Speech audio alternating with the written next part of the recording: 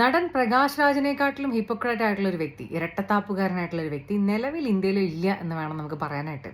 നിങ്ങൾക്ക് എല്ലാവർക്കും അറിയാം, കറണ്ട് ഗവൺമെന്റിനെ എന്താ പറയുക, തുമ്മി മുക്കി മൂളി എന്നൊക്കെ പറഞ്ഞ് സകല കാര്യങ്ങൾക്കും ഭയങ്കര ഭീകരമായിട്ട് വിമർശിക്കുന്ന, നമ്മുടെ നാട്ടിൽ കൊണ്ടുവരേണ്ടുന്ന വളരെ ഇമ്പോർട്ടൻ്റ് ആയിട്ടുള്ള ലോസിനെതിരെ പോലും ഏത് സമയവും ശബ്ദിക്കുന്ന ഒരു നടനൊക്കെയാണ് പ്രകാശ് രാജ്. എന്ന് വെച്ചിട്ടുണ്ടെങ്കിൽ ഇദ്ദേഹം നരേന്ദ്രമോദി പ്രസ് കോൺഫറൻസ് കൊടുക്കാത്തതിനെതിരെ, മണിപ്പൂർ ക്രൈസിസിൽ, അതേപോലെ തന്നെ CAA കാര്യത്തിൽ, അങ്ങനെ സകല കാര്യത്തിലും ഭയങ്കര ഹെയ്റ്റ്രഡ് ഉള്ള തരത്തിലുള്ള ഒരു കമന്റ്സ് ഒക്കെയാണ് ഇദ്ദേഹം ഗവൺമെന്റിനെതിരെ ഇങ്ങനെ പറഞ്ഞുകൊണ്ടിരിക്കുന്നത്.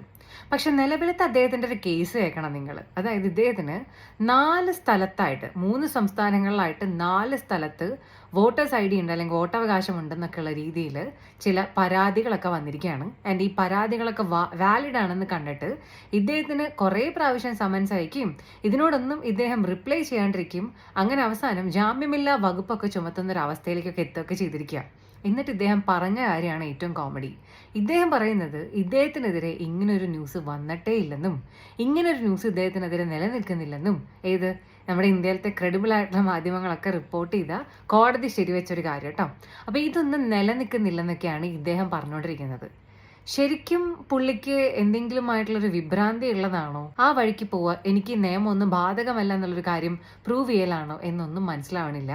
എനിവേയ്സ്, ഈ രാജ്യത്തിനെ ഭരിക്കുന്ന ആൾക്കാരന് 24 മണിക്കൂറും ക്വസ്റ്റ്യൻ ചെയ്തുകൊണ്ടിരിക്കുന്ന ആൾക്കാർ അവനവൻ്റെ പേരിൽ വരുന്ന ആരോപണങ്ങളിൽ കുറച്ച് ഉത്തരവാദിത്തപരമായിട്ട് പെരുമാറുന്നത് സ്വന്തം ക്രെഡിബിലിറ്റി നിലനിർത്താൻ വളരെ നല്ലതായിരിക്കും.